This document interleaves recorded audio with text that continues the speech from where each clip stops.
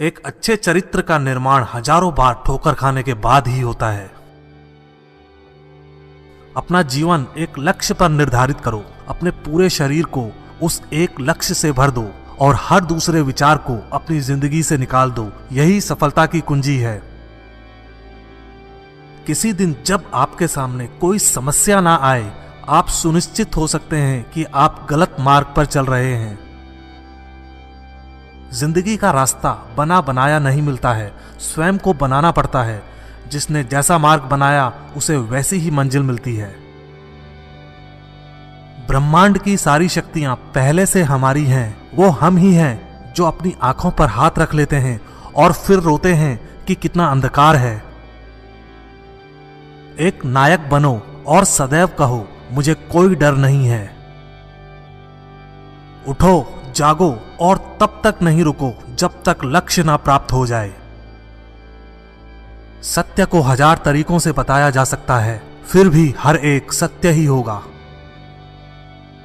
बस वही जीते हैं जो दूसरों के लिए जीते हैं।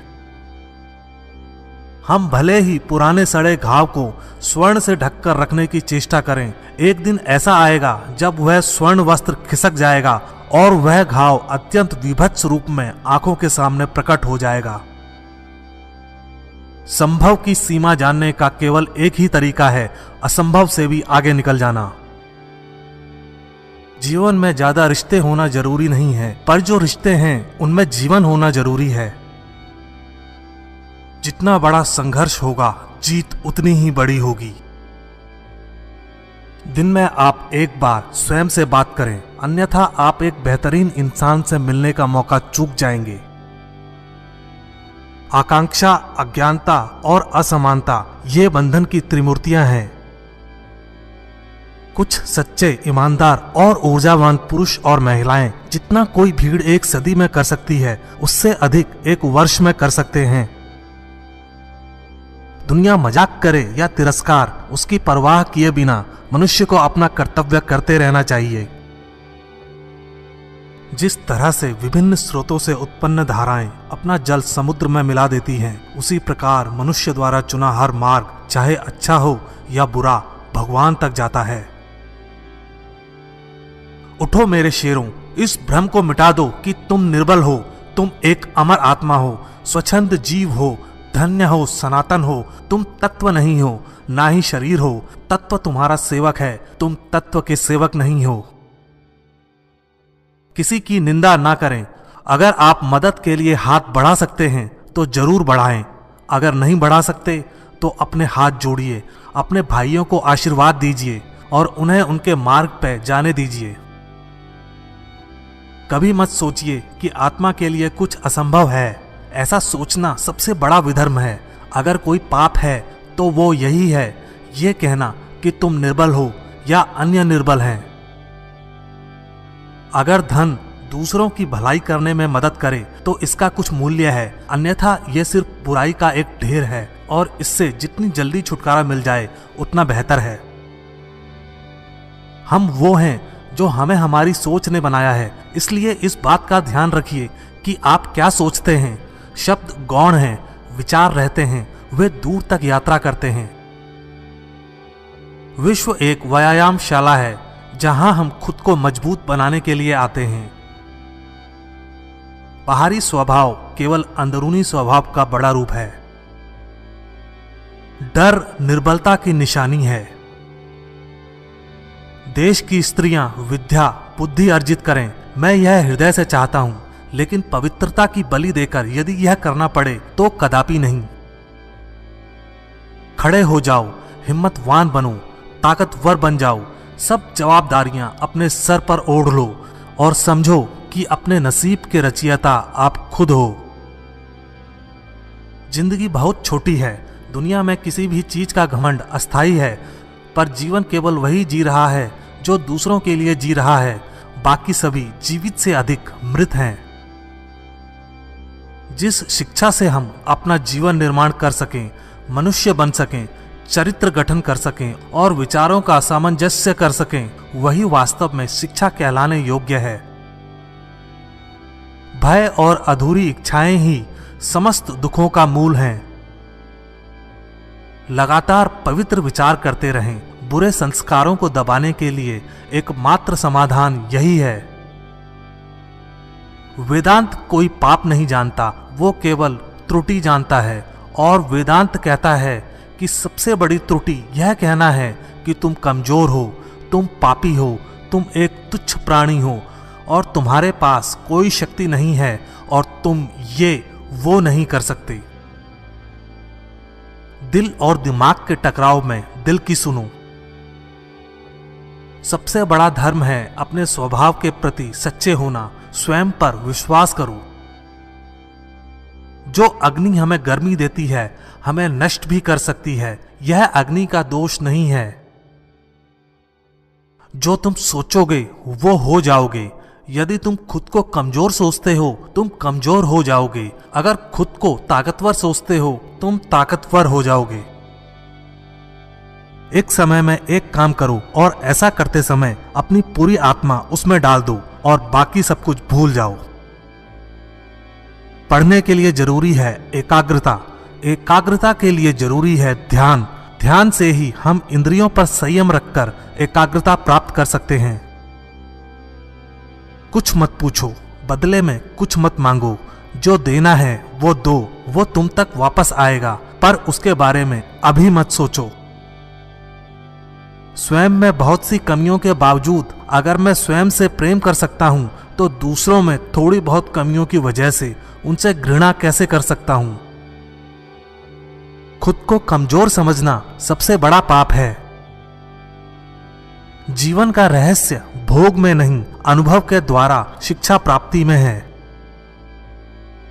धन्य है वो लोग जिनके शरीर दूसरों की सेवा करने में नष्ट हो जाते हैं।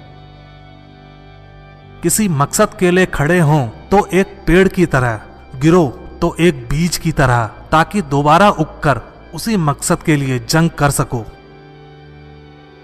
श्री रामकृष्ण कहा करते थे, जब तक मैं जीवित हूं तब तक मैं सीखता रहूंगा।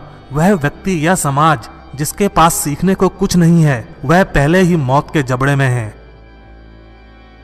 पवित्रता, धैर्य तथा प्रयत्न के द्वारा सारी बाधाएं दूर हो जाती हैं। इसमें कोई संदेह नहीं कि महान कार्य सभी धीरे धीरे होते हैं। हम जो बोते हैं वो काटते हैं। हम स्वयं अपने भाग्य के विधाता हैं। हवा बह रही है, वो जहाज जिनके पाल खुले हैं इससे टकराते हैं और अपनी दिशा में आगे बढ़ते हैं, पर जिनके पाल बंधे हैं हवा को नहीं पकड़ पाते। क्या यह हवा की गलती है? हम खुद अपना भाग्य बनाते हैं। विश्व में अधिकांश लोग इसलिए असफल हो जाते हैं क्योंकि उनमें समय पर साहस का संचार नहीं हो पाता। वो भयभीत हो उठते हैं। शक्ति जीवन है, निर्बलता मृत्यु है। विस्तार जीवन है, संकुचन मृत्यु है। प्रेम जीवन है, द्वेष मृत्यु है।